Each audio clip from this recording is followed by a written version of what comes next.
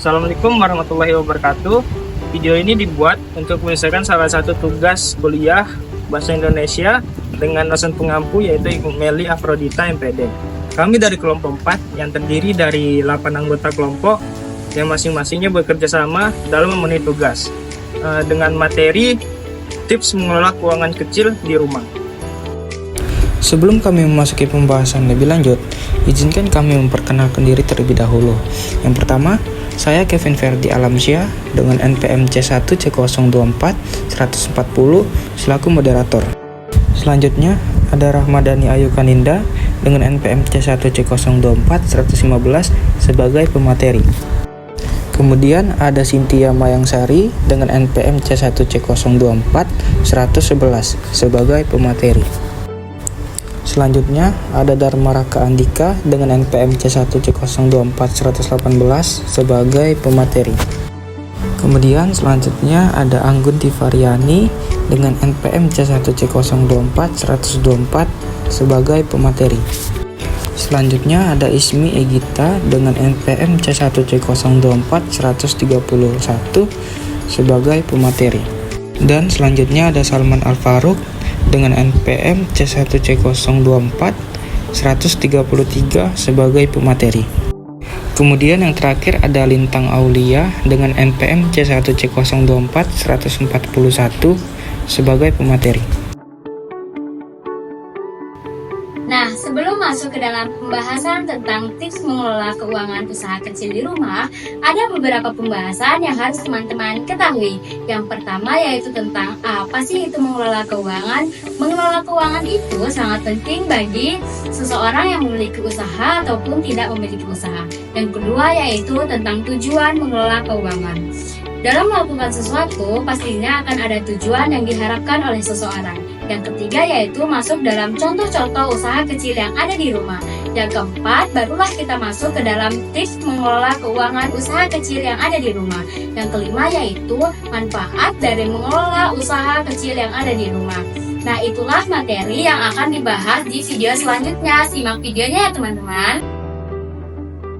Apa itu mengelola keuangan? Mengelola keuangan atau manajemen keuangan adalah kegiatan yang mencakup perencanaan, pengorganisasian, pengendalian, dan pemantauan sumber daya keuangan. Kegiatan ini bertujuan untuk mencapai tujuan dan target perusahaan. Tujuan mengelola keuangan kecil meliputi beberapa hal penting untuk mencapai keseimbangan dan keberlangsungan keuangan. 1. Mencapai target dana tertentu. Mengelola keuangan untuk mencapai target dana tertentu di masa yang akan datang, seperti tabungan atau investasi. 2. Melindungi dan meningkatkan kekayaan adalah menghindari pengeluaran tidak perlu dan mengalokasikan dana untuk kebutuhan yang lebih penting. 3. Mengatur arus kas. Mengatur arus kas atau pemasukan dan pengeluaran untuk memastikan bahwa keuangan tetap seimbang dan dapat menangani keadaan darurat. 4. Mengelola hutang piutang. Mengelola hutang piutang dengan cara menyelesaikan hutang secepat mungkin dan menghindari penggunaan kredit yang tidak perlu. 5. Menghemat pengeluaran. Menghemat pengeluaran untuk membangun cadangan dana darurat dan memungkinkan sehingga memperkuat kondisi keuangan jangka panjang. Dengan mengikuti tujuan-tujuan ini, Anda dapat mengelola keuangan kecil dengan lebih efektif dan mencapai tujuan keuangan yang diinginkan. Berikut adalah beberapa contoh usaha kecil yang dapat Anda lakukan di rumah. Yang pertama yaitu adalah jualan cemilan atau makanan ringan. Jualan cemilan seperti kue, roti bakar, atau makanan ringan lainnya dapat menjadi usaha yang menjanjikan. Anda dapat membuatnya sendiri atau membeli dalam jumlah besar untuk dijual kembali.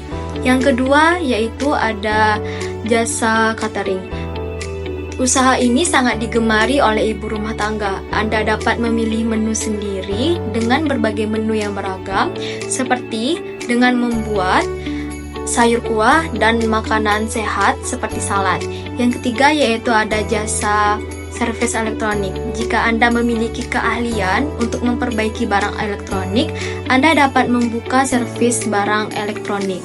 Fokus pada satu barang saja seperti servis laptop atau ponsel. Keempat ada laundry kiloan. Usaha ini dapat dijalankan di rumah. Anda menyediakan mesin cuci, mesin pengering, dan tempat untuk menyetrika pakaiannya. Yang kelima yaitu ada tukang cukur. Usaha ini merupakan usaha yang menjanjikan. Anda bisa memperbesar usaha ini dengan membuka jasa layanan tukang cukur ke rumah. Yang keenam yaitu ada dropshipper atau reseller. Usaha online ini tidak memerlukan stok barang. Anda bisa menjual barang ke pembeli sebagai perantara, atau Anda bisa menjual kembali ke pembeli setelah Anda membeli dari supplier. Nah, selanjutnya saya akan menjelaskan tips mengelola keuangan. Yang pertama yaitu dengan mengedukasi diri. Mengedukasi diri ini adalah menambah wawasan kita mengenai laporan keuangan. Hal ini dapat kita lakukan dengan membaca laporan keuangan seperti laporan penghasilan, laporan neraca, laporan modal, dan laporan arus kas, serta lain-lain. Yang kedua yaitu membuat buku catatan keuangan. Buku catatan keuangan ini ditujukan untuk mencatat transaksi yang keluar dan masuk disertai dengan bukti-bukti transaksi. Hal ini dilakukan agar tidak adanya pengeluaran yang tidak wajar. Yang ketiga yaitu membuat anggaran secara rutin. Selain membuat buku catatan keuangan, anggaran atau budgeting juga sangat penting bagi pengelolaan keuangan, karena hal ini ditujukan agar tidak adanya pembengkakan pengeluaran. Yang keempat yaitu awasi arus kas, di mana kita mengawasi arus kas ini ditujukan agar tidak adanya kebocoran arus kas. Yang kelima yaitu putar arus kas lebih cepat. Memutar arus kas lebih cepat ini dihubungkan dengan antara piutang dan hutang. Kita harus menyeimbangkan antara hutang dan piutang agar keuangan kita dapat dikatakan baik. Selanjutnya, yang keenam adalah menggunakan laba untuk mengembangkan usaha. Sebuah usaha atau bisnis dapat dikatakan sukses atau berhasil ketika mendapatkan laba yang maksimal. Nah, alih-alih menggunakan laba tersebut untuk kepentingan pribadi, lebih baik kita gunakan untuk mengembangkan usaha agar kita dapat mendapatkan laba yang lebih maksimal. Selanjutnya yaitu memisahkan antara uang pribadi dan uang usaha. Hal ini ditujukan agar tidak adanya kesalahan dalam menggunakan uang usaha untuk kepentingan pribadi yang dapat mengganggu pengelolaan keuangan. Kemudian yang ke-8 yaitu siapkan dana darurat, di mana kita tidak mengetahui apa yang akan terjadi pada bisnis kita di masa yang akan mendatang. Boleh saja kita mendapatkan hal-hal yang buruk terhadap bisnis kita, seperti bencana alam atau pendapatan yang selalu menurun. Dalam kondisi-kondisi tersebut, dana darurat sangat diperlukan. Dan yang terakhir yaitu mengawasi antara harta, utang, dan modal. Karena ketiga aspek ini sangat mempengaruhi pengelolaan keuangan. Ketika kita dapat mengelola ketiga aspek ini dengan baik, maka pengelolaan keuangan kita akan membaik. Manfaat dalam mengelola keuangan: 1. Kontrol pengeluaran dan pendapatan. 2. Perencanaan yang lebih baik. 3. Menghindari masalah kas. 4. Kemudahan dalam mengajukan pinjaman. 5. Menghindari hutang yang tidak perlu. 6. Membantu dalam pengambilan keputusan. 7. Kepatuhan pajak. 8. Meningkatkan keuntungan.